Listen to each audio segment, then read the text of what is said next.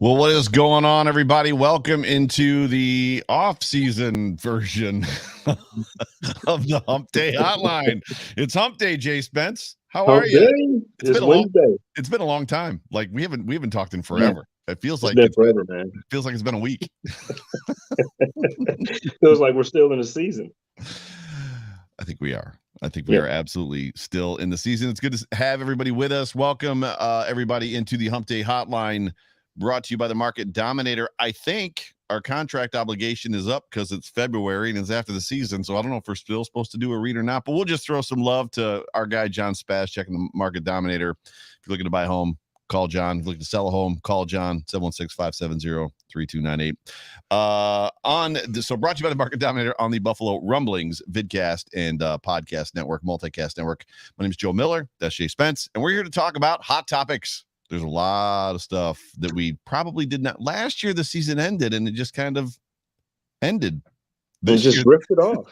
This year, the season ended, and everything exploded. Everything freaking blew up.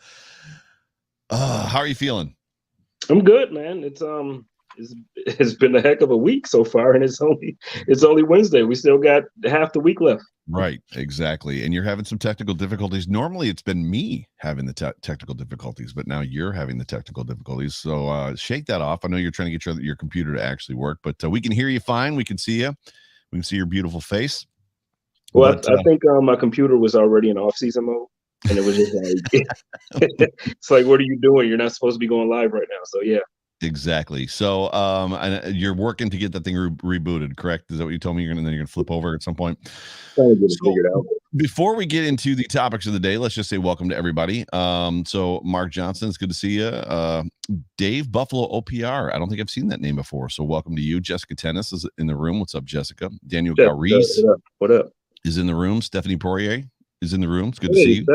That's my girl. The Spud is in the room. Jeff King. What's up, Jeff King?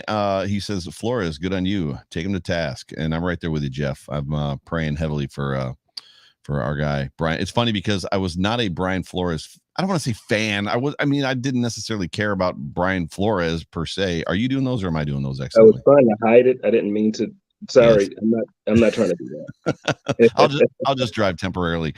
So be just Miami Dolphins. New England guy goes to Miami. Like I got no love for you, but I'm on his side at this point. You know what I mean? Like my ball is in his court. So So my prayers are with him. Steve Lynn is with us in the room. Peyton Plays. Carmen's with us in the room. Richard Rush is in the room. So Brian Bowers at least was here. I don't know, Brian, are you still here? Because we got started a little bit late. No big deal. But it's good to have everybody with us on this Bills postseason, not NFL postseason version of the Hump Day Hotline, where we're going to be talking about topics of the day. And we're just going to start right there. So the NFL and three teams are being sued by Brian Flores for racial discrimination in hiring, amongst other things. The NFL has released a statement that the suit is, quote unquote, without merit. And it has been, before you respond to Jay Spence, it has been, this is not what I'm looking at. What is going on my phone right now? There we go. It was, whatchamacallit, a tweet was released by Chris Mortensen about 2 hours ago. The NFL will investigate the specific allegations that Brian Flores has made concerning the Dolphins owner, Stephen Ross, offering him $100,000 per loss incentives in 2019 to gain a better draft position. A league source said. The other potential rule violations also will be investigated. The problem with that is it says nothing about kind of the crux of the entire thing, which is racial discrimination. So they're going to look, all of it's without merit 35 seconds after this thing drops, right? So this thing drops 35 seconds later. This thing is without merit. And now all of a sudden it's like, well, we're going to investigate the $100,000 per loss thing. Right. But we're not apparently going to talk about. Oh, this is better. I'm sorry. We're not going to talk about the other stuff. So I'm going to let you go. So I know you did a Spaces thing last night. So where are you at on this whole thing?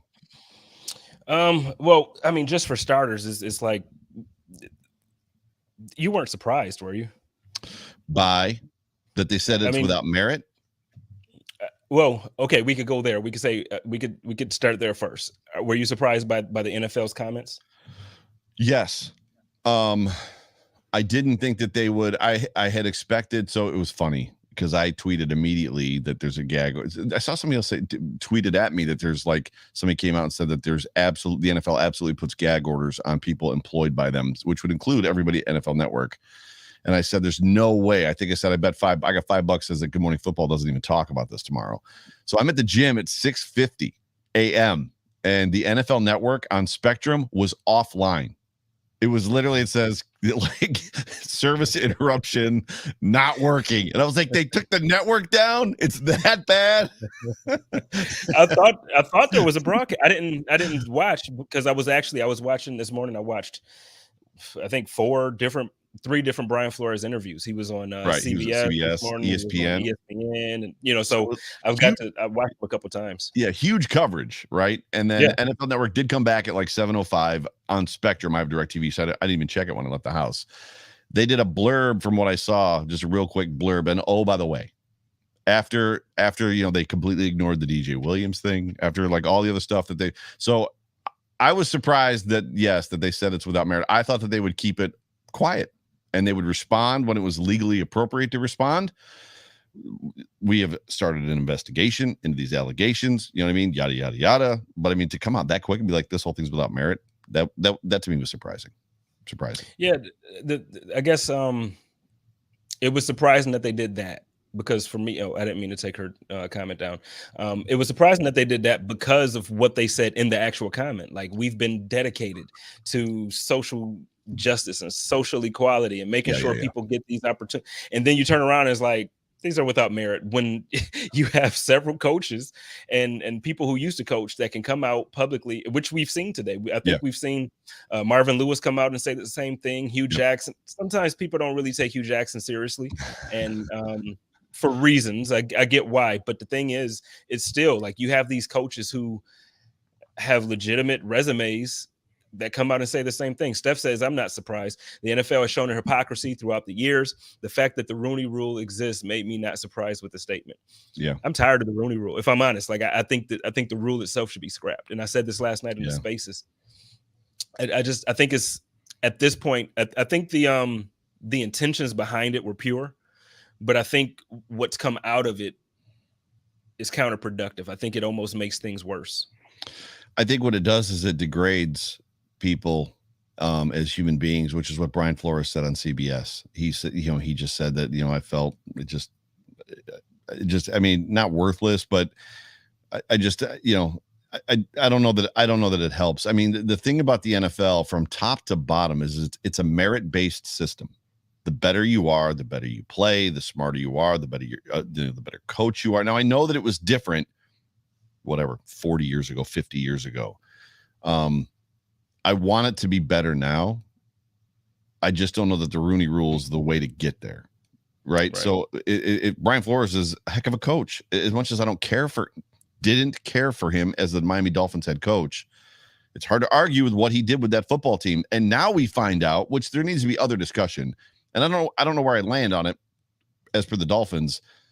Now we find out that they were trying to pay him to lose, of which he would not do. So if I'm a Bills fan, which I am, a member of Bills Mafia, and it comes out that like the owner is trying to pay the head coach to lose football games,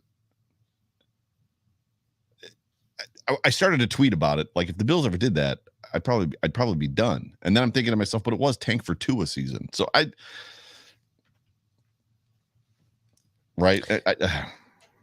So the first part of that, how comical is it that you're tanking for Tua first? That's sorry, I still got to take my shots at the Miami Dolphins, but but you're right. Like it's embarrassing for this stuff to come out. And the one thing that I will say that I haven't said in spaces and I haven't said publicly, like on Twitter or anything like that, I'm very proud of the man that Brian Flores is. Yes, agreed. Agreed. It takes I mean. It takes some balls to do what he did. I mentioned earlier, like, in the banking world that I'm in, there's been times, for instance, when I was in Buffalo, not M&T, but there was another bank that I worked at prior to M&T for a few years, and I was the only Black branch manager. Like, right. The only Black branch manager. I would never, because of my career goals and aspirations, I would have never like stood up in that way, the way that he is today, where it's absolutely going to destroy his career. Now, I may have done it if I had plans, I may have done it if I already picked up another job or whatever, but the radio station was about to take off. The radio station was funded and about to take off. but I mean, to just go in and just drop a bomb and you not know what was going to happen tomorrow. He's up for 2 head coaching jobs right now. Like, he's up still for the Texans job and I believe the New Orleans Saints job. And I mean, last person we saw try to fight the NFL on this level, Colin Kaepernick hasn't seen a NFL field unless he was just in attendance for a game to watch. He saw a gigantic check from the NFL. And I know that's not Brian Flores' end goal. That he loves this game. He's worked for obviously a bunch of years to do what he's doing, and he put that statement out that he's put himself at risk, and he understands it. But this is bigger than him. It's bigger than his family. It's bigger than everything else. He's trying to do something that's going to impact the future of a lot of people. I want it to be better. Back to the original question, what we were originally talking about. I just don't know how the Rooney Rule. I don't know how it helps. I don't know. It just seems like, as much as somebody in here said that it's a good old boy network, and it might be. It just seems like. You're in corporate America and people talk. This dude is really sharp. This girl is really smart. This person is a whiz with this, blah, blah, blah, blah, blah. So a lot of times, I mean, even me as a hiring manager, a lot of times before I'm about to let somebody go or we're about to transition somebody out, we kind of have an idea of who we want to put in that position. Generally, not always. Sometimes it's like, we got nobody. But generally, like, we have somebody kind of an idea because of their performance, what we've seen them do, or what other people have said, type of a situation. We just hired a woman for the company that I own. We stole her away from a competitor because we knew her acumen. We knew what she could do. She knew all of our systems. So, like, we were opening this position. We're not required to interview anybody, but we knew who we went. We targeted a person and we went after her and we got her. We landed her. And it's been amazing. 2 weeks, she hit the ground running. She was here one day, bang, and was like running stuff, which is what you want. Mm-hmm. All that to say this, I don't know that a world exists. I want it to, where if the Giants have decided on Brian Daboll, which there's more to that story, because apparently Brian Flores was told the day that Joe Judge was fired, you're the guy. We want you. But somehow they landed at Brian Daboll, probably because of Joe Shane. But if they've decided that Brian Daboll is the guy before the interviews have even happened, I don't know that there's really a window for anybody else. White, black, brown, yellow, indifferent. My mom's in the room. Red, pick a color to like blow somebody away. I don't know that the Rooney Rule is the answer. Outside of just giving almost patronized interviews, right? Giving them an opportunity to be in the room, and it probably helps them just in practice. I don't know. It's not a great, you said it. That's not the answer. It's not, the Rooney Rule is not the answer. There's got to be a better way. There's got to be a different way. Well, I think the Rooney Rule, I think it can be tweaked. I think, because like I mentioned, I think the intentions behind the rule are good. Like the intention was, no, we have to make it necessary for people, and really, and I do want to clarify. I know that obviously, because of Brian Flores talking about this, he's black, so it's a black and white thing. It seems but it's a minority thing. It's not just about black people. And then also, I want to throw in women now, because women have started to get jobs in the NFL. You got women coaches. It's gonna happen. So right now, I get that. Again, it's Brian Flores, so it's a black and white thing. But I wanna broaden the spectrum for everybody, and let everybody understand this is bigger than just black and white. This is about just equality across the board. So one of the things Rooney Rule doesn't speak to women. It only speaks to, right, which is crazy. It doesn't. But I think that's what Brian Flores at this point. Yes, he's a black man, so he wants equality for black men. But I also think it's just about like really just giving fair chances to everybody across the board. And so one of the things that was actually in the lawsuit that I actually admire and I think would work is how about when there is a hire made, it doesn't have to be public to, it doesn't have to be given to the public as far as media and all that stuff. But I feel like to the league office, there should be some type of explanation as to why a specific candidate wasn't chosen and why a candidate was chosen, and not good or bad, whether it's a black man hired and a white guy didn't get hired or vice versa. If I got hired and you didn't, you should know, well, damn, what did I not do? So I can improve for my next interview, or B, just so I know. Have you ever done that? I've done that. I've responded when I haven't gotten a job after a couple interviews or whatever. I've responded with, can you please tell me, what I could have done better or what it was that didn't work so that I can improve on my end for the next time or the next interview that I have. So yes, I'm sure you've done that too, right?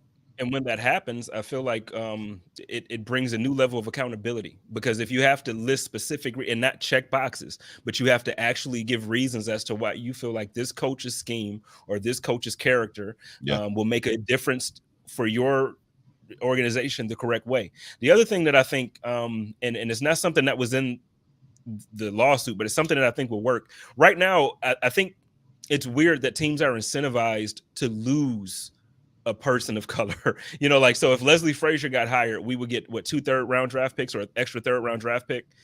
I think it should be incentivized for the team hiring. You get what I'm saying? Like, so for instance, if the Buffalo Bills right now were to be like, you know what, we want to hire Brian Flores to be our assistant head coach. I already know Leslie Frazier has that role. I'm speaking hypothetically here, but if that was the case, Buffalo should be awarded. It doesn't have to be as high as a third pick, or it doesn't even have to be a pick, but there needs to be some type of incentive to push for it. And maybe that's not the solution. I'm just kind of like spitballing ideas, because the thing is, the way the Rooney Rule as constructed is not working. It's not effective. The couple things, and I want to. So I'm going to start. So Jeff King, friend of the show, obviously. Here's my question with Flores. The man took a team from a team in NFL purgatory and turn them around, then gets fired. And the fact that the Rooney Rule exists, is a blight that does nothing for race relations for the NFL. It's true. I want to hit Steph's comment in a second. To your point, Richard Rush says the problem is no people of color were being interviewed hardly at all before the Rooney Rule. This part is true. So when the Rooney Rule was put in place, people of color minorities were not getting interviewed at all. I think some of that has been corrected. I think that those doors have opened a little. The problem is 70% of the players are black. Well, so it would kind of make sense. Go ahead. There were more coaches, but I can't agree as far as saying there were more interviews. Now every team has an interview too. The thing is, before they just weren't interviewing them because they knew they weren't going to hire them. Right. Now they're interviewing them knowing they're not going to hire them just for the hell of it. And that's I feel like that's the part. And that's this one with Steph. So I do want. So this is going to sound like I'm making an excuse for the Bills. I am not. So we have to understand position. So this goes back to what I said. If you know already, you've targeted the guy. We want. Pick up. We want Sean Payton. We want Jim Harbaugh. Like, isn't he supposed to be going to the Vikings, or he's going to Miami? No, he actually declined. He's going back to Michigan. Did that happen? I didn't even see that. Like, I was told he was telling people goodbye yesterday. So we'll just use it as an example. We've set our target on Harbaugh. That's the guy we want. So formality, we're going to bring in these people, right? And we're not, the Denver Broncos, John Elway and his cronies going to show up drunk to the interview, which is part of the lawsuit. The Buffalo Bills, and this is going to sound like I'm making an excuse. I'm not. Their situation was a little bit different. So Dorsey, there's two parts, and we're going to talk about one of them later. There's two parts. Dorsey was getting interest from the report now is like 10 to 12 teams. We're very interested in Ken Dorsey being their offensive coordinator. So that lull, that delay that we were feeling was twofold. Number one, he was trying to figure out what he wanted to do. And number two, the tension piece was real. It's actually in that lawsuit. It's stated in that lawsuit that Dable was of the opinion, I'm not coming back. He called Brian I don't know Flores. how much merit I give to that though, because I know me and you talked about it off air, and I thought about it. We can get into it later. But I mean, like I we're thought gonna about find it. we're gonna find out. I mean, but I mean to tell Brian Flores, hey, if you get the Giants job, I'm probably interested in being your offensive coordinator because I want to get out of Buffalo. So this is all I would say about Steph's point, which is the Bills Mafia has been going on about it's not the Rooney Rule. When the day before Dorsey was made offensive coordinator, they were interviewing 2 black dudes for offensive coordinator. The Bills were very much in a we don't know where we're going to land. We might lose Dorsey.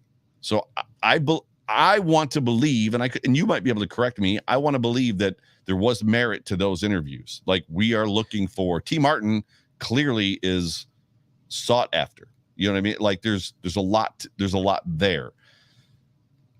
Well, I was vocal about it. I was vocal about it because I do believe that T. Martin is a legitimate option for an offensive coordinator, for a quarterback's coach, for whatever position that is available. I think that he's a real option. And it's tough. It's tough because the day that I posted that, prior to us naming Ken Dorsey the offensive coordinator, like you said, there were reports that he was considering the Giants. There were 10 other teams other than the Giants that were looking at maybe bringing him in. Big market and there were money. It was money involved. So I don't know what the Bills paid him yet. We'll find that out. Maybe but the Bills ponied up. Well, I'm sure it becomes public knowledge. I feel at some point, but you know, it was one of those things where we groomed him for this position for the last however many years. It was almost foreseen. Like, okay, as soon as Brian Daboll gets a job, Ken Dorsey is our guy. Right. But like I said, the thing that actually did kind of rub me the wrong way is that they made the announcement that they were going to interview 2 guys before. Like, I mean, it seemed like they made the announcement and then like, all right, boom, we're hiring Ken Dorsey. And so the part that gets me with it is, we groomed Ken Dorsey for the position. He deserves the position. This has nothing to do with trying to discredit or diminish Ken Dorsey's role now. I love the fact that he's our offensive coordinator. Right. However, now looking at it in outside of those emotions on Monday, and you're looking at the whole thing, I gotta admit, it does just look like a fulfillment. It does just look like, okay, let's get these 2 quick ones out the way, and then we'll pop this announcement out tomorrow. I can't say because I was serious about it Monday. I was like, no, I trust Sean McDermott, and this is the thing: the character of the coach that I feel like, and I don't know him personally like the players, but the character of the guy that I feel like I know, I don't think that he's closed-minded. I don't think that he's, part of the good old boys club that is like, oh, all right, let me hire this old white dude that knows how to wrestle. I don't think that that's Sean McDermott. I think Sean McDermott is, look, this guy is good. Let's bring him in. Let's see what he got. If he's good and he blows my mind, let's get it done. Yeah. I just really think that Ken Dorsey is the guy this year. But it did, honestly, I took a step back after we made the announcement because it's just like, wow, did they even really give these guys an interview? Right. You know, so that's the part that kind of it did take me back for a moment there. But like I said, at the same time, we've known for I think I would say at least the last 2 years that if Brian Daboll was to get in a head coaching position elsewhere, that Ken Dorsey was probably going to be the offensive coordinator. And just to clarify also, and then I'll kind of fall back on it. The post that I made Monday, I was not, and I just want to clarify it, I was not pounding the table saying that we should or that he was a favorite like T. Martin. When I said don't be surprised if he's the Bills offensive coordinator, I was saying it the same way I just said it. I believe that Sean McDermott really would give this guy a fair interview. And if this guy blew his socks off, hey, he's our next offensive coordinator. Agreed. It didn't happen that way, but that's what I truly want to believe about our organization. I think that the owner is married to somebody who is not white. Yeah. So that's always fun when they talk about the Buffalo Bills. Like when you see people on Twitter talk about the Bills being a racist organization, it's like the owner is an Asian woman. So again, and then even you take it a step further than that, and not that the owners do what their kids do, but I mean, Kelly was dating Kroom, Kroom. Yeah. Not Joe Kroom, the other Kroom. The other Kroom. The other Kroom. So Kelly was dating Jason for, I don't know if they still are or not, but I mean, Jason. Like it was like, so it's clear to me that they're not racist. Right. Correct. And then again, same thing with Sean McDermott. I've just seen too many things. I've been around too long now to where I've seen him interact in certain ways that as a black dude. I don't know how to explain. I feel like the people that's black in the comments will get it, but there's just a certain vibe that you get when you know, like, yo, this dude's racist, so I'm not even gonna really open it. Like, you can, it's a certain vibe that you get. Right. I don't get that from the Pagulas. I don't get that from Sean McDermott. Now, they could be fooling me. Dead ass. They could be fooling me. I don't know. I think so. I think it has to be fair first, and I think the only way that it can be fair, and before I say what I'm going to say, I just want to put it out there that if I say something incorrectly, so it's dangerous, not dangerous, it's hard for me to talk about it, because if I say the wrong thing, then it comes across wrong, then it becomes a blurb. I want everybody in the chat to know, you guys already know that Jay Spence and I are besties. We're best friends. A part that you don't know is whenever I have a question, or if I feel like I'm seeing something wrong or feeling something wrong, I call him. And I'm like, and I say, as a white man, am I wrong in this? Like, help me out, like, help me see where, and you do. And you're like, you're wrong in this. Or you're like, no, you're kind of right in this. So when I say, all that to say this, I think it's got to be fair, because when the Bills hired Rex, they targeted Rex, right? That was their guy. And the same thing's true on the other side. Speaking of the Rooneys, of Mike Tomlin with the Steelers, when they hired Tomlin, they targeted Tomlin. That's the guy they wanted. I don't know how you get teams past that point. I want to believe we're just better and we can be better. I want to believe that it's 2022. We've come so far. It's not 1950 or 1920.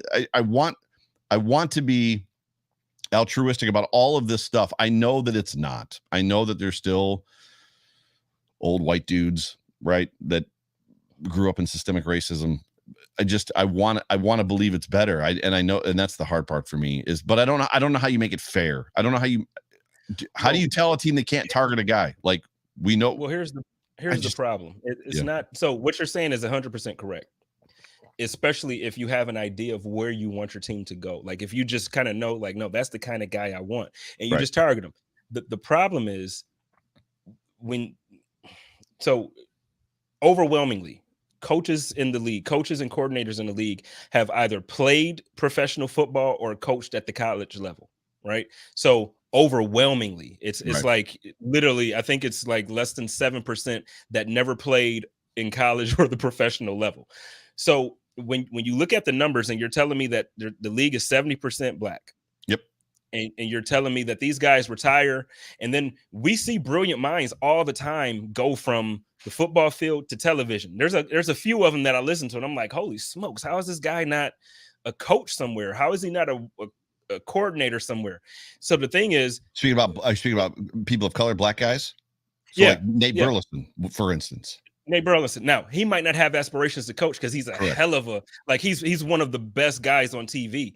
But listen, it has to get to the point where we're targeting black guys. Right. Agreed. You know what I'm saying? Like, it has 100%. To be equal, especially, like, you can't tell me that. And it's the same conversation that probably happened 30 years ago that I wasn't around for because I was a kid, but there wasn't many black quarterbacks. And at the time, they didn't think black quarterbacks had the mental capacity to lead teams and whatever. Yeah. We have to have these conversations, and we have to prove people wrong. And if Mike Tomlin isn't somebody that has proven it wrong, that black people know how to coach. Marvin Lewis, I know that he never won a Super Bowl, but guess what? That guy was in the playoffs every year. Yeah. There are several examples of coaches who were black who succeeded, and not just succeeded, but like absolutely succeeded. We have to get to the point where we're not looking at the 28%. And I'm not saying that as if like the coaching pool is only that, but I'm throwing it that way so for the understanding point. We have to get to a point where, look, and I don't even need to see the coaches be 70 to 30 black. I'm not saying that at all. I'm saying make it equal. One of the things that you mentioned about the Bills organization, which is why I don't think that this was the case with Ken Dorsey, when Sean McDermott was hired, they gave interviews. Yeah. It wasn't like, okay, Sean's our guy, we're gonna hire him, but we got to do 2 Rooney Rule. It wasn't that. Mm-mm. They did interviews. They brought Sean back. They brought another guy back. Like, they did interviews. Yeah. So open. But the thing is, when you look around the league, you're not seeing that anymore. You're seeing, a guy come. You're seeing a guy come in, and then literally the same night or the next morning, an announcement has been made for somebody that they interviewed a week and a half ago who they knew they were going to hire.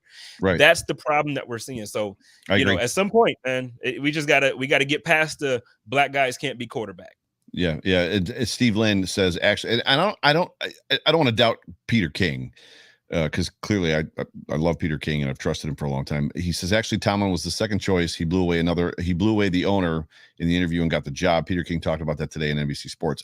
My understanding, and I could very well be wrong, I thought the story was that the Rooneys were always they're like the franchise with the least amount of head coaches ever, because they always know who the successor is.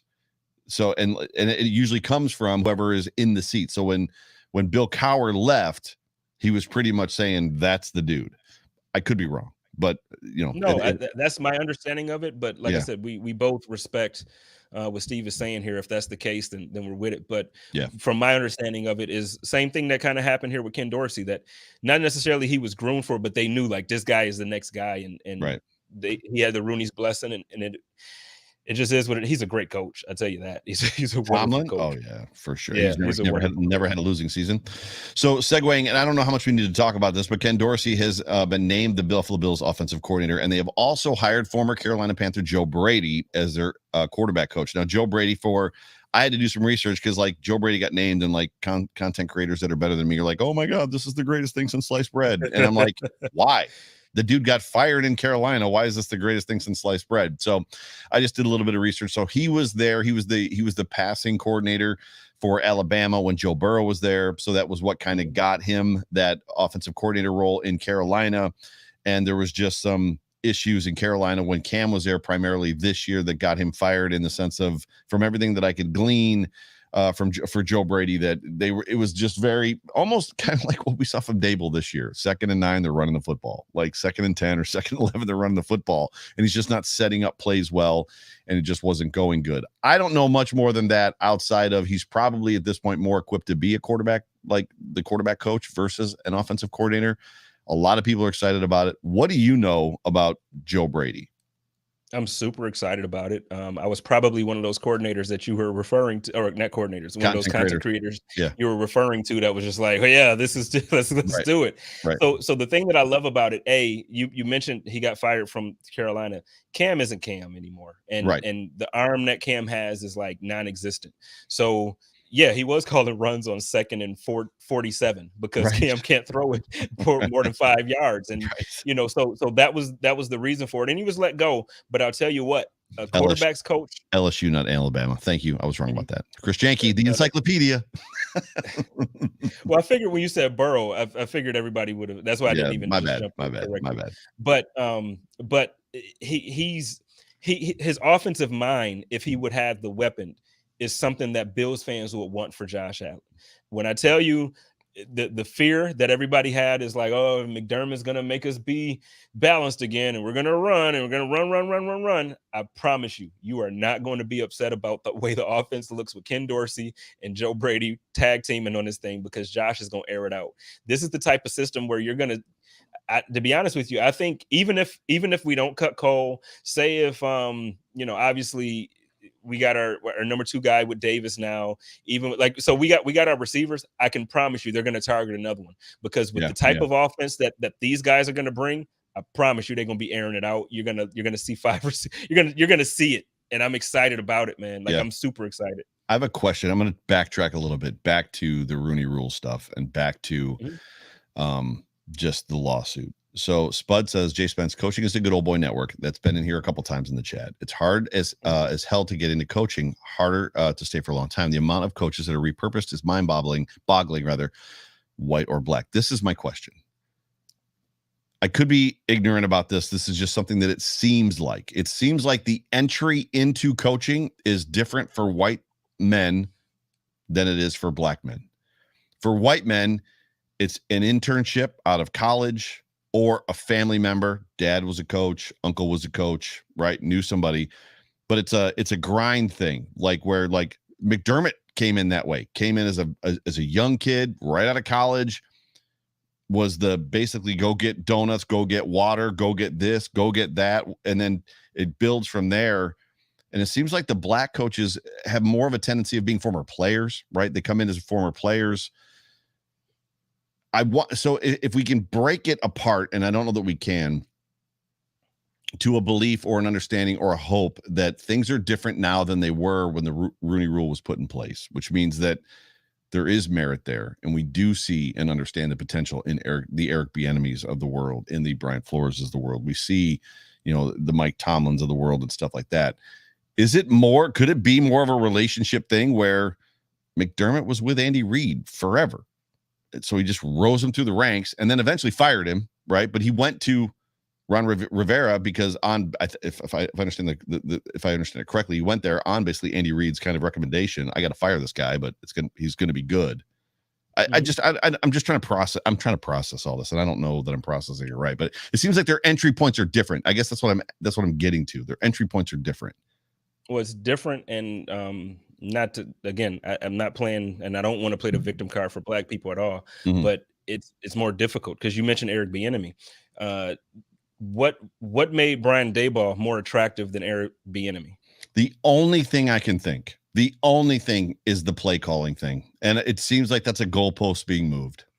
But Andy Reid has come out publicly several times and said that Eric Bieniemy calls the plays. Also, right. The reports that come out, says that he interviews bad, or it says that it has to do with his off-field issues previously from when he was a player. Now, this is the point that bothers me when we have these conversations.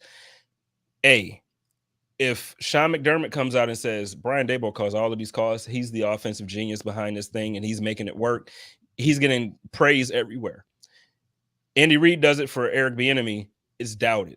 It's very much doubted. Yeah. And then the off-field stuff that happened when he was a player. I mean, how old is this guy? And you're talking about when he was a player. So we don't forgive certain, or we not. And I'm not now. If you're saying he's that bad, he shouldn't be an offensive coordinator. I don't even know what he did. If he did something that bad, and you're saying that he shouldn't be a head coach, then he shouldn't be an offensive coordinator. There shouldn't be an opportunity on any level if he's that bad, and he shouldn't get this opportunity. Probably. So what I'm saying is, we've seen Eric Bieniemy do the same thing that Brian Daboll did for 2 years. Eric Bieniemy now has done it for what, 5? Yeah, it's been 5 since Mahomes came in, right? Or was he there a year before Mahomes? I can't remember, but yeah. I believe it was when Mahomes came in, but we've seen him do it longer at this point. Yeah. And you mean to tell? And then, have you ever seen Eric Bieniemy? And I know you have, because you and I have talked about it. We've watched some. And have you seen this guy's pressers? Yeah. You mean to tell me Eric Bieniemy interviews poorly? No. Come on. No. Brian Bauer says, I do want to challenge this one, that the reason why things aren't really different is because the owners aren't different. Basically, they're the same owners, is what I'm gleaning, is what I think he's inferring. And I would say from 35 years ago, the owners are by and large different. Whether they're now the children of the original owners, the Hunts, or the teams have been sold, a lot of those old originating owners are dead at this point. Like Bud Adams is dead. Like there's a lot of them. That Ralph Wilson is dead. Lamar Hunt is dead. They're all dead. Al Davis is dead. Like they're gone. So it's not really the same owners. So obviously, and I want to believe in a world where sons are better than fathers, or can potentially be better than fathers. Just because dad was this way doesn't mean son is this way. So I don't know. Maybe I'm just too euphoric. I don't know what the word is, but yeah. Go ahead. My man D in the comments says Urban Meyer had a laundry list of BS on his resume. So again, you mean to tell me Eric Bieniemy didn't deserve a chance over? Come on, Leslie Frazier didn't deserve another chance over. To me, Urban Meyer's different. Urban Meyer has a laundry list of national championships in college, and Nick Saban. If there's a guy that should never be allowed to coach in the NFL again, it's Nick Saban, because of what he did to the Dolphins, leaving in the middle of a season. He's the only head coach to ever leave in the middle of a season, as far as I can remember. I don't think it's ever happened. Not get fired, literally just be like, peace out, I'm done, and then head to college. I promise you, if he said, I want to go to the pros, somebody's going to give him a job because of his resume in college. I agree with you about Saban. I do, but no, I think D has a point here when we're talking about Urban Meyer. So again, you're right. He has championships and he has all this pedigree. Yeah. Right. Eric Bieniemy has Super Bowl. He has a Super Bowl on his resume now as an offensive coordinator, league MVP, Super Bowl MVP. Like he was the coordinator for that. he was the orchestrator of this great offense, and he's a great offensive mind, and he's a leader of men. When you listen to this guy talk, he has all the. This guy Urban Meyer lost his locker room by week 3. It probably didn't even take that long. It was before he was kicking players. Like, what is going on? You get what I mean? So it's like, and Bruce says you're thinking of Bobby Petrino, which could be. No, but Saban left the Dolphins mid-season. The college season ended. Alabama fired their coach, and Saban went to Alabama, I think, before the season was over. I could be wrong. Well, Bruce is smarter than me. We'll just defer. Bruce is right. But the point is, like, really, like, so like, and I get why you say it's different, because he had championship. But again, if we're talking about off-field stuff, if the reason for Eric Bieniemy is off-field issues, you can't hire a guy like that. And you just, it gets to the point where these conversations are exhausting, right? They're very exhausting, especially I can't speak for you. I can't speak for any of my brothers. Like Bruce, I'm grateful. Bruce jumped into spaces with me last night, and he spoke so passionately about this topic. I can't speak from a white man's perspective. Right. But from a black man's perspective, I can tell you that these conversations are exhausting, man, and they're not fun to have. We don't want to continue to have these conversations week after week, year after year. But one of the things that it's just necessary. And until we no longer have to have the conversations, we have to have the conversations. Right. And it's just, man, it gets so frustrating when you see a guy like they mentioned, like Urban Meyer, man, and really it also goes past that. It goes past coaching. It goes to opportunities for players as well. Like, why was Tim Tebow given an opportunity to be a tight end in the freaking league? Well, because of his relationship with once previously talked about 5 seconds ago, Urban Meyer. But again, you see how ridiculous that sounds? It's ridiculous. Like, I think that was more of he was trying to get a culture in the locker room. I could be wrong, but yeah. So hire him on as a coach, put him, and we're having this whole conversation about coaches, but have him on the staff. Don't give him a coach title, but have him on as a staff member, for sure. Or some specialist or whatever. But you put him on as a freaking, that just, we got a super chat. Yeah, hit it. I'm doing some history, some research on Nick Saban, because I feel like I remember being like, dude, I can't believe that guy left. But yeah, go ahead, keep going. Trick says you get guys like Josh McDaniels who literally cheated, gets another head coach job, but Jim Caldwell gets fired after a winning season. I have a problem with Josh McDaniels being a head coach in the NFL. I have a problem. Look at what happened down in Houston. David Caldwell, I'm not a David Caldwell fan, but you go down there and you do what he did in Houston with the roster that he had this year, and they let him go? Yeah, for sure. But Josh McDaniels, who we just heard on another podcast, a national podcast that we listened to a few weeks ago, say how he was cheating and he got fired because of it. Yeah, we got to be careful with some of that stuff, because for every black head coach that gets 1 year, I think David Culley is a person of color, right? For the Texans. Yep. So who's the fat dude for the Brown? Kitchens, right? Kitchens got fired after 1 year. Chip Kelly got fired after 1 year, right? If I'm not mistaken. I mean, that one kind of goes. Kitchens didn't do the same type of job. Correct. Didn't do the same type of job. I agree. It's the whole thing is just it's context. Context is important when you're talking about like the Texan situation. This guy had a team that fought hard for him, and they hired him specifically to fire him. They knew that he was going to be a placeholder. Kitchens didn't perform. He just didn't have his locker room. No, Baker was, you know how I feel about Baker, but the locker room wasn't with him. Do you have his jersey? By the way, can you throw his jersey on for us? Man, I took it out earlier to get garbage day tonight. It's garbage day. I'll be honest with you. I would rather see Baker commercials than Pat Mahomes commercials. That's just me, though. So it just is what it is. We're gonna move on from this, because we are long in the tooth already. This has been a great conversation, and I love. This has just been fun. Let's move to. Actually, I don't want to talk about this one. Let's talk about this because I've got notes. The Bills are reportedly $3 million under the cap coming into 2022. Who are some expected cap cuts, and who potentially does not get signed? So I've got information for you. So as you're kind of thinking through that, restricted free agent, we talked about this last week, Ryan Bates. Unrestricted free agents, Isaiah McKenzie. I only put the ones of note. So I'm going to give you a list of guys, and then I'm going to give you some information, and then we'll debrief.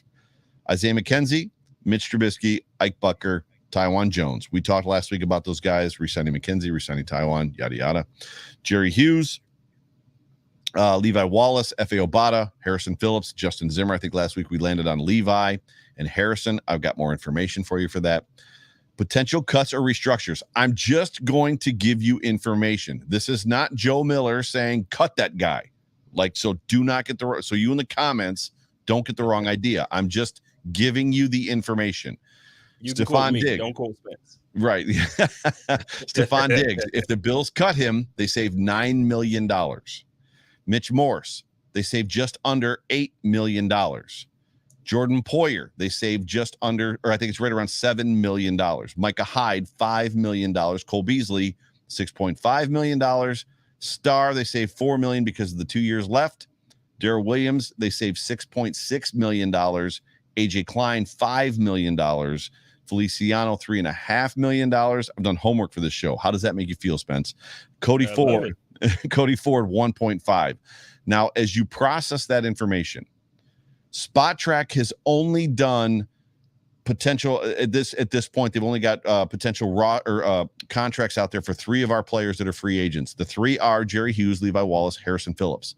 Jerry Hughes, if he was to be signed, it'd be 2 years at $6.2 million, which seems like a bargain for a guy that plays with the motor he does. Harrison Phillips, 2 years, $10.8 million total, so $5 million a year. That sounds like a bargain. That's a guy I'm bringing back. Levi Wallace, are you ready? Are you sitting down? Yes, you are. 3 years, $28 million. I don't think Levi's coming back. That's just me. Yeah, I don't see him coming back. Yeah, I would have liked. Not at But that the thing number. is, when Trey White goes down and then he performs the way he did, obviously the last game of the season we lost, so that's what everybody remembers. But if you remember from Thanksgiving, up until he stepped up big time. He earned whatever money he makes. Get the bag, Levi. Go get it. So with that conversation, before we break down and I kind of go through the names again, we probably need to realize that Stephon Diggs is probably going to get new money, right? So that they'll probably get that. They'll capitalize on that $9 million. They'll get that back. Mitch Morse is a guy they're going to restructure. You got to think they're going to restructure, probably draft a center this year, right? Jordan Poyer, who knows if there's a restructure coming for him, or Micah Hyde. I don't think they're done. I think what Hyde has done, I think at the end of this season, this is his last year. And then Poyer's got, is it 1 more year or 2 more years after that? They're right about the same age. Yeah. Cole, if he wants to continue playing, is probably going to restructure. I would think if he wants, I can't imagine he wants to go someplace else. Maybe he does. Darrell Williams is a guy that I think they would restructure as well. Klein cut. Mongo's probably cut. Ford is probably gone. Right. Yeah. So I went through that fast. Yeah, well, no, I'm with you. I'm also looking at the list. For starters, Hyde and Poyer aren't going anyplace. So no, for sure. We don't have any worries about that. I'm with you when you say Diggs will probably get new money. They're going to extend him and rework his contract is going to happen. Ford is gone. Levi's gone. Absolutely, Levi's gone. I think Klein is gone. I think we're going to cut Klein. I think so too. Medikevich is also in there, but I don't think Medikevich is going anywhere. So so McDermott, he actually values special teams. So yeah, I can't see Tyler or Tywan being gone. Agreed. They're going to get re-signed. Now, what Sport Track has not done is they have not updated everybody yet. Now, obviously, the season isn't over, so my expectation is that they will update all those, and we can talk about them later. I think McKenzie's got to come back, and we can talk about your kind of tweet conversation that you had with somebody earlier about who the Bills have in the hopper. Obviously Diggs is there, McKenzie is there, Gabriel Davis is there, Isaiah Hodgins, Kumaro is a free agent, and some of the guys which you weren't happy with necessarily. McKenzie, Hodgins, Kumaro, and who was the fourth guy? Oh, Stevenson. You weren't necessarily okay with them versus the Bills drafting somebody somewhere between rounds, let's just call it 2 and 4, because they're not going first round wide receiver. Yeah, and shout out to Ryan from Built in Buffalo. He was the one I was having a conversation with. So the thing is, and I understand as Bills fans, we love our squad. We love every member on the team from the practice squad all the way up to the starters. But realistically, if you look at the Super Bowl champions, and this year might be a little different. If Kansas, but no, actually, it's not going to be different. Both teams are stacked at wide receiver. Every year from the last few champions, last year the Tampa Bay Buccaneers, man. Their third receiver was Antonio Brown. Yeah. Like the league is a passing league. And at this point, you got Stephon Diggs. Yeah, you got Gabriel Davis. But if Cole, let's just hypothetically say Cole is cut. Say he doesn't come back. And say Isaiah McKenzie goes to get the bag somewhere because I think he deserves one. Yep. So say both of those guys are gone. Are we really going to trust, with all due respect to these guys, because I love them, but do we really think Isaiah Hodgins and Jake Kumaro are of the caliber to get us back to where we felt like we should have been this year? Well, Kumaro, no. I think Hodgins is still a question mark. I'm still going to go back to people feeling like he impressed more than Gabriel Davis did, and we know what we've got in Gabriel Davis. Now, Gabriel has 2 years under his belt. I need to say this real quick. There were guys I did not mention. Saron Neal, obviously Vernon Butler, whether they were guys that are role players or guys that I thought were gone, or like Vernon Butler's not coming back to this football team. And Saron Neal has a chance. I didn't list all of them. So yes, you guys are correct in saying that there's guys I did not talk about.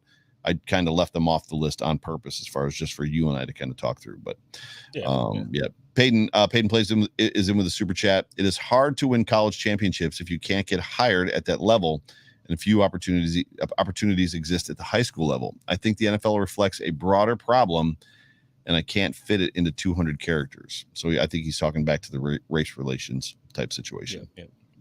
So appreciate the super chat, bro. As always. So, the Bills are going to have, they're also going to be able to move money forward, right? Whether it's wait, Trey. I don't want you to, I want your answer to that first before you move on. Go ahead. So like the wide receiver thing, are we, and I know you said Hodgins and I hear you on we that. don't know. The thing is, he's a big question mark, huge question mark. So, with that being the case, now obviously bring him back, have him be there for training camp, have him try everything. I'm not saying cut him and get rid of him, but when you're looking at this, do you really feel like after Diggs and Davis with the wide receiver position, if we're losing out on Beasley, Sanders is probably retiring. I haven't heard anything else, but he's probably retiring.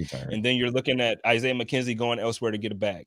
So, do you trust Stevenson, touchdown Jesus, and Hodgins as your 3, 4, and 5 to get us back to the AFC Championship? McKenzie's a must. McKenzie's got to come back. They've got to make whatever play they can make for McKenzie. So first of all, Cole Beasley is an interesting conversation because of everything that he's been through. I take him at his word when he says, I'm speaking out for his own beliefs because I have nothing to lose. We talked about this last week. If he never plays football again, he's set for life. It doesn't matter. So at this point, he feels like, much like Brian Flores with the COVID stuff, as much as he got flamed hard and deserved it, he's like, I'm speaking up because I can. Brian Flores is in a position where he's saying, I'm speaking up because I can. Somebody has to, it's going to be me. Where I take, what's the word I'm looking for? Where I take a little bit of concern with Beasley is he tweeted once he got back to, I'm guessing it was Texas. He said, back in America, which was a direct conversation or basically it was a charge at being in New York State, like living in New York State. Like when you're a Buffalo Bill, you live in New York. So he feels like he's back in freedom in Texas. He might retire. He might walk away. He's got 1 year left. He might restructure. The Bills might cut him and he might never play again, or he could go to another team. We'll see. Isaiah McKenzie's the important one to me. So you've got to add Isaiah McKenzie into that mix.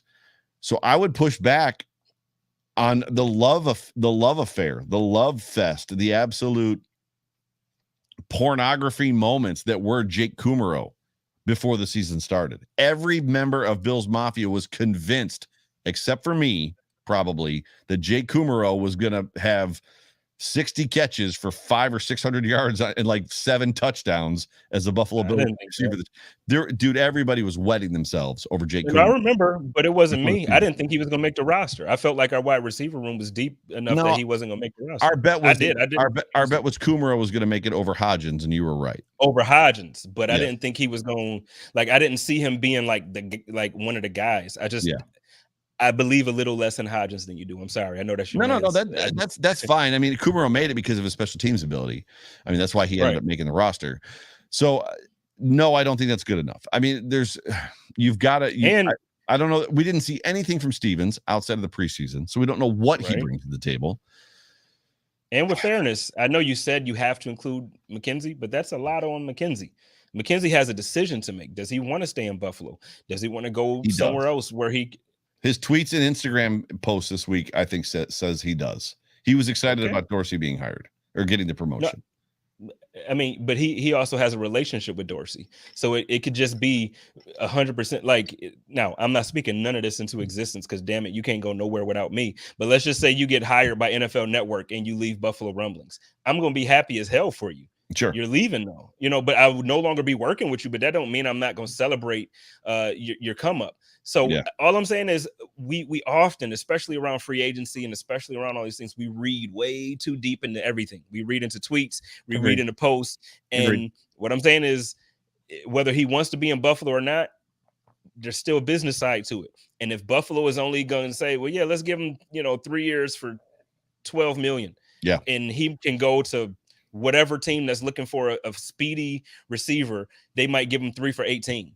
Yeah, I think this is what excites me about the potential of having McKenzie, like making sure he stays in the fold, and having Hodgins with Gabriel Davis, which is size. Gabriel Davis presents a challenge. So you've got Stephon Diggs at 6'1", Gabriel Davis at 6'2", and then Hodgins is bigger than both of them. Now his frame is tighter. He's not as girthy, if you will. He's not as dense or thick as Gabriel Davis is.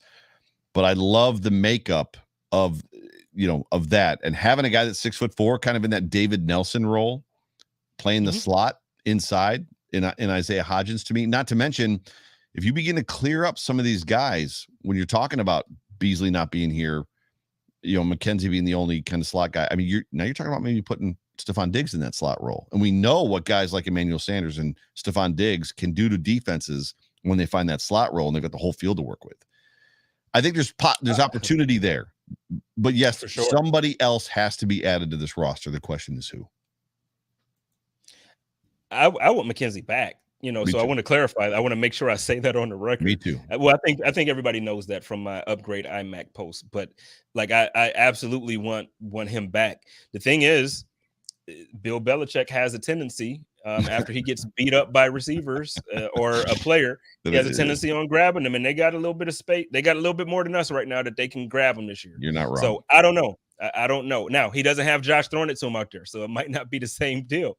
Right. But that type of offense that they run might be more conducive to his talents.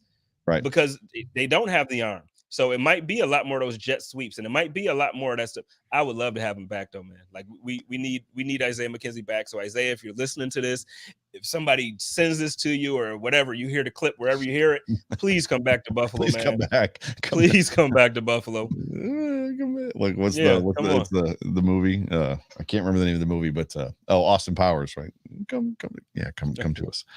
And I'm being corrected that Diggs is 6 foot, not 6'1". I don't know that 1 inch makes that much of a difference, but yeah. So a bigger guy, he's not a Smurf, right? So, and that's what the Bills wide receivers were called by Sean McDermott, lovingly by Sean McDermott before Diggs even got here. So they were all Smurfs. And just one more thing before we move on from like this receiver or cut talk and all that stuff, I do want to say, like, I really hope that Isaiah Hodgins makes this roster and he's a big part of the team. I just don't see it. I feel like now at this point, if he wasn't called up at any point during the season, he was. When I say called up, I mean if he wasn't called up and like he didn't stick, it didn't happen. How do you get in a football game when the guys in front of you are named Stephon Diggs, Gabriel Davis, Emmanuel Sanders, Cole Beasley, like where Isaiah McKenzie? Nobody thought Gabriel Davis was going to do that the year before. Gabriel Davis showed up and he proved that he deserved to get reps. Isaiah Hodgins lost his entire rookie season. He was shut down his entire before the season even started. Dude, he was on IR. I understand that, but then you get back healthy. You got a second season. You come and you ball out and you prove that you deserve reps. He got hurt again. He got hurt again. The best ability is availability. We talk about it all the time. But now you're talking about two different things. But you just basically removed any talent he has because he's not necessarily. I'm not removing talent. I'm not removing talent. Best ability is availability, and if he's not available, that his talent isn't. We don't know what his talent is all we're. What I'm saying is if you're going to so rookie season, nobody thought Gabriel Davis was going to be what Gabriel Davis has become. Agreed. We had Smoke, we had Diggs, we had Beasley. So everybody's like, well, if he's the fifth receiver behind McKenzie, man, like that's awesome for him. Good. This dude showed up and became the second wide receiver. Yeah, but what's funny what I'm saying is your talent will make room for you, and at this point, it hasn't made room for him with Isaiah. Your gifts, that's not true. Your gifts will always make room for you. And before that happened, the talk of camp was Isaiah Hodgins, not Gabriel Davis. Then Isaiah Hodgins got shut down because of his shoulder. And Gabriel Davis got his spot. And there's a good chance that both these guys are really good, is all I'm saying. There's a good chance because going into that first year, as per the media and the coaching staff and what we were hearing, Hodgins was further ahead than Davis. That's what we were told. They were both beyond where rookies normally are at camp in that point, and Hodgins looked better than Davis, and Hodgins had his year taken away from him because of injury. And it was an injury from college. He didn't even get injured in preseason or in training camp. He was injured coming out of college. I hope you're right. I feel like we're gonna have another receiver. We don't. I said that. There's got to be another guy. There's got to be. But I'm saying it's not gonna be him. Is what I'm saying. I feel like that's where it's going. Well, they signed him to a futures contract, so right, and the other guys are going to be getting cut. So, I mean, they signed 10 guys, 8 guys. Yeah, but not everybody got a futures contract, and like I said, they're going to be walking away more than likely from a guy like Cole Beasley unless he wants to restructure. Is probably what I would expect. We'll see. Like I said, I hope, and I know you have love for him, and not to say it's that reason, but I mean, I know also you have love for him, so I'm hoping for that sake. I hope that he's talented enough to really make a difference. I'm speaking objectively, but we are talking about recency bias times 10 right now. No, I didn't think he was going to make that. I know it was the talk of camp. I didn't think he would be. Same thing I thought about Gabriel Davis. I was completely wrong about Davis, but I didn't think that those guys were going to crack the top 4 receivers at all. So I still don't in 2020. But I didn't think if Gabriel Davis did, and Hodgins looked, as everybody said, better than Davis, you have to wonder what's there. That's all I'm saying. You have to wonder what's there. I'm not saying he's going to make the roster. I'm saying you've got to wonder. I'm anxious. And I'm saying bring him back. Bring him back for training camp. But when it comes down to the 53, I don't see him being on it, is what I'm saying. Yeah, for sure. That's all I'm saying. I just want to see what's there. I legit, I mean, it's hard to imagine somebody being better than Gabriel Davis, on this team. He should have been the number 2 this year, right? I mean, the Bills. Well, he should have been. He should have been. But it's tough when you bring in Emmanuel Sanders and you got Diggs. You kind of in your mind feel like Emmanuel Sanders is going to be that guy. Yeah. It was a mistake. I don't think it was a mistake. The Bills made a lot of roster mistakes, in my opinion, this year. So you think Sanders was a mistake? I don't think. Outside of the first 4 games, what did Sanders give you that Gabriel Davis could not have given you? Outside of the first 4 games, well, I mean, I think that's unfair because those first 4 games, I think we wouldn't have won a couple of those. That's not true. Outside of the first 3 games after the Steelers game, because Sanders didn't even have a good game in the Steelers game. I mean, so you're talking about 3 good games. In the Steelers game. He had 3. We were both there. He had 3 good games, right? Sanders did, and then it turned in, and then at the end of the season, it was all Emmanuel Sanders, or all Gabriel Davis, rather. Right, but I mean, I'm still saying I think Emmanuel Sanders. I mean, he struck same thing that I said. Availability is the best ability. He struggled with some injuries too. Yes, he did. But I think it's part of the reason why he's retiring. He's older. He for wide receiver for NFL years, he's done it. Yeah, he played with a fractured foot most of the season. People don't know that, but he did. He played with a fractured foot most of the season. So, no, I probably at this point would have preferred to see Gabriel, as much as it would have been a huge red flag and a big concern for all of us. I think Gabriel Davis probably would have had a better year than Emmanuel Sanders had as a Buffalo Bill had he been the number 2, the declared number 2. But guess what? He proved that he deserved that, and he became the number 2. Sure, absolutely. So I don't know. What do you think about? Well, let me ask you this, and then I know we got to get out of here. Yeah. And this is, I probably shouldn't ask this because it's a longer question in a way. In a perfect world, what do you? Just one thing absolutely needs to happen this offseason, whether it be a free agent signing, a draft, like it doesn't have to be a specific player, but for you, this absolutely has to happen this offseason. What would that be? So it's 2020 all over again. So history repeats itself. It's backup quarterback because the Bills don't have one.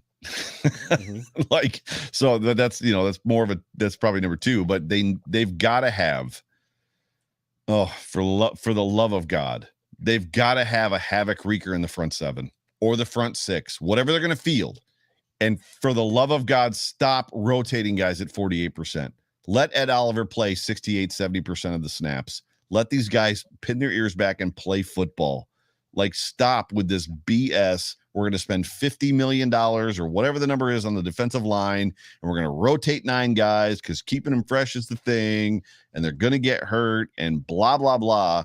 Find me a dude that offensive coordinators have to game plan for, because if we don't stop that guy, he's going to ruin our day. The Bills don't have that guy.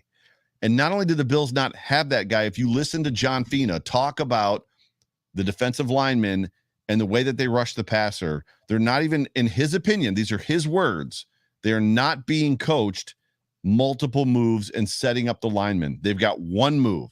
They shimmy and then they charge. That's all they do.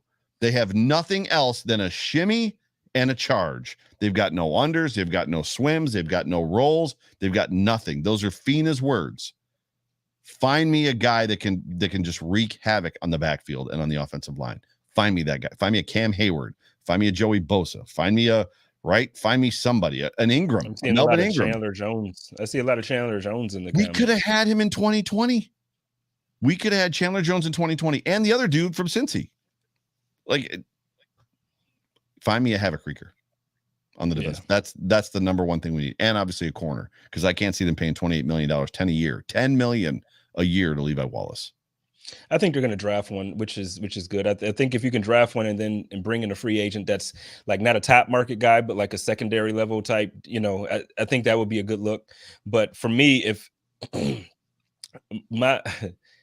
I really, really, really, really, really, really want that running back from Atlanta. Right.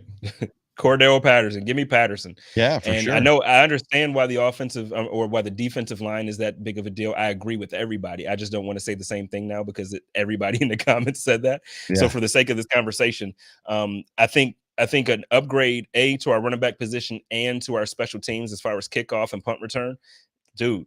Give me Cordero Patterson 10 times out of 10. If Diggs has to send him some more wings, Diggs, I will send you the money to order it. Let's get this thing done. Get Cordero to come in here and do the thing. Because I'm telling you, you get a guy like Cordero. Could you imagine Cordero Patterson and Josh Allen in the backfield? Yeah, I just want you to know, first of all, that I went to Ebenezer Ale House last night where you and I had lunch the first time. It was $17 for 10 wings. So before you promise that, you might want to count the cost. $17 for 10 chicken wings. What? Yeah. The hell? $17. Man, I'm gonna take that man to KFC and throw some dig sauce on it. We'll throw some dig sauce on the KFC wings. That's how it'll work. But he won't know the difference. He's in Atlanta. He won't know the difference. That's hysterical. But no, for me, that would be my dream. And because I do feel like, so I think we're used to now, or before we were used to like, oh, we need a big signing. We need the star. We have our stars. Yeah. Like, I feel like we're already set there. Yeah. I feel like we need somebody to come in and really plug in whatever the weakness was. And defensively, you're right. Our defensive line, we need guys that can get pressure on that quarterback. Offensively, Devin picked it up at the end of the year. I want to see Devin continue that. Yeah. Keep Devin. I'm not like, this is not saying let's move on from Devin. What I'm saying is, let's also bring in Cordero Patterson, put him back there, who can also play wide receiver. He can also, like, he basically does everything. But we don't get a guy like that. But we don't need guys on the defensive line. We need one guy. One guy will make. You bring Jerry Hughes back for $6 million, whatever it was. See, I don't know. Just hang with me for a second. Hang with Jerry Hughes. Jerry Hughes was the best he ever was when Mario Williams was on the other side. That's when Jerry Hughes was a freaking monster. He was also 10 years younger. Correct, but he's still got quickness. My point is one guy makes every single one. If he's a defensive end, a havoc wreaker at defensive end, he makes Ed Oliver better. He makes Starr better. He makes Harrison Phillips better. He makes everybody. He makes Tremaine Edmonds better. One guy. Give me one guy. Shaq Lawson's not that guy. I like Shaq Lawson, but he's not. He's not that guy. Shaq is he's a rotational piece. He's not, to me, he's not the havoc wreaker. Correct. But nah, Jerry got to go, bro. And I love Jerry. Like, to me, he's a legend at this point. So I feel so bad saying I'm speaking he in got to hypotheticals. go. I'm speaking in hypotheticals. I love Jerry. If you need to fill a roster spot with a guy that can, well, I was going to say can contain the edge, which Jerry has a hard time doing. He doesn't like to contain the edge. But I was just speaking in hypotheticals. Like a havoc wreaker on that defensive line makes Jerry Hughes better.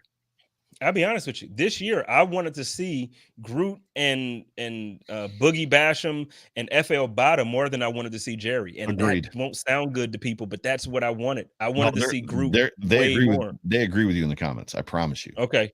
But the problem is that's what I wanted to see. When you're rolling guys at 45%, 48% of the snaps, you're not seeing anybody. Well, I mean, is that, but then you got Boogie Basham inactive. He's a healthy scratch for, 14 games out of the season. When this guy, when we drafted him, we thought he was more ready than Groot. Sure. You know what I'm saying? Like, we're like, okay, so Groot is a developmental piece because he took time off. So in a couple of years, he's going to be the guy that we drafted him to be. But Boogie Basham can play right now. Then Groot comes out, he has everybody like, oh shit, like this dude can play. So, but then we don't play Boogie because Groot is balling. And look, man, I'm with you guys. Let's stop with the 45%, 49%, like switching guys out. Let Groot be the first round draft pick that he is. Let's Ed Oliver be the first round draft pick that he is. Let's let Boogie Basham be the second round draft pick that he is. Like, let's use the guys with talent that we have. Like so I'm with y'all on that. I'm heavy on the offense right now when I'm saying about that Cordero Patterson. I really think I like it. Another one that a lot of people don't like, and I got yelled at a lot for I guess talking about this.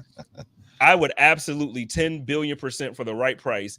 I would be okay with Rob Gronkowski being here. I will just say on Twitter, it seems like everybody keeps talking about this thing that happened with Trey White and Gronk. Yeah, do y'all not remember that the Buffalo Bills actually were in the they wanted him last year. Yeah. So if Trey was that pissed off and the Bills were that pissed off, they would not have tried to offer him money, and it would not have happened to the point where he had to actually make a decision between us and Tampa Bay. I would also take a very, very strong look at Zach Ertz again over Sweeney. I love Sweeney, but I would absolutely look at So I mean, I would look at Zach Ertz or Gronk to pair with Knox. You have I just had a moment. They need two tight ends. So Dawson Knox, I think, is going to – I've said this on a couple shows. I said it on my Overreaction show, and I said it on Pat Moran's Talking Buffalo podcast on Monday, which dropped yesterday, that I think that Dawson Knox breaks into that top three. I think he's pushing one of the Kittle, the Mark Anderson, the Kelsey, and who am I missing? I'm missing one guy. Whatever. He's pushing those guys. Darren Waller. He's pushing those guys to be in the top three. Gronk fits. Gronk is a great blocking tight end. That's the part about Gronk's game that people don't realize. As much as it's so like, underrated. Oh my God, cover that man. He's a blocking machine. Like the dude can block. We just hate him. We just hate him.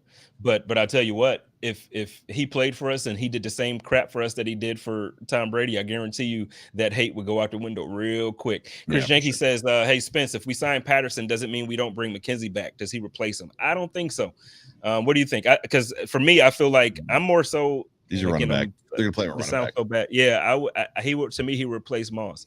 Or not, maybe not Moss. Like maybe it's the way we had Moss, Singletary, and Breida. He replaces Breida or something. I don't know. But no, Patterson is one of those guys, like, if you could get him, man. And I don't know if we can. But, dude, I would love it. I would love it. Yeah. Oh, good Lord. Yeah. For a second? That can't be true. Calvin Ridley is true. They got Diggs for a first. You're telling me Calvin Ridley's a second? He's younger and probably just as good as Diggs. It's true. At least that's what's being reported. Renaissance Man says Pitts is probably in that conversation. I don't think Pitts is there yet, but that's just because he hasn't had a quarterback that can get him the ball. Yeah, but he will be. He will be for sure. Yeah. I mean, people got to remember that Travis Kelce's 32 or 34. He's in his 30s. Young. I mean, he's not going to be there forever. So, and at some point in time for the Baltimore Ravens, and this is bad for my fantasy football teams because I always draft Mark Anderson. Like, teams are going to realize that if they triple cover that guy, then Lamar Jackson has nobody to throw the football to. So, yeah. We didn't even talk about the Super Bowl. Like, the Super Bowl is happening in a week and a half, and we didn't even talk about that. Well, even though we're on a break, maybe we can talk about it next week. We'll let you guys know if we're still on a break next week or if we're going to be back. But no, we had to. I did feel like because Joe, this was all me, guys. I text Joe like, hey man, we gotta do this. This Rooney thing is way too big of a topic for us to not. This was a great show. About. It was a fantastic show. And I feel blessed because I feel like people respect both of our opinions, and I feel like we both have we have very unique backgrounds that allow us to have these conversations properly. Agreed. So, I don't think that this conversation now is being held on every show. Everybody's talking about, but I don't think everybody is really fit to have these conversations. So I appreciate you, man. You're my brother, and I love you. Love you and too. Same thing with Bruce, man. I just appreciate the guys that I'm connected to who can have these conversations and have them the right way. That matters a lot to me. Yep. Take us home. Talk us out. Hey, so look, everybody, we might or might not be back next Wednesday with you guys. I will. You know what, though? I will be doing a code of conduct next week because I have a gentleman who is the director of diversity and inclusion. We're going to be talking about all this stuff with the NFL as far as inclusiveness and diversity. So we're going to be talking about that. I'll give an announcement, but whatever. We're getting out of here. From my man Joe, the voice, the smooth, buttery voice Miller. It's your boy JSpencetheKing, and y'all know how I do it over here, man. Y'all take care of each other. Y'all love each other and live in peace. And as always, stay positive, test negative. Go Bills. Go Bills.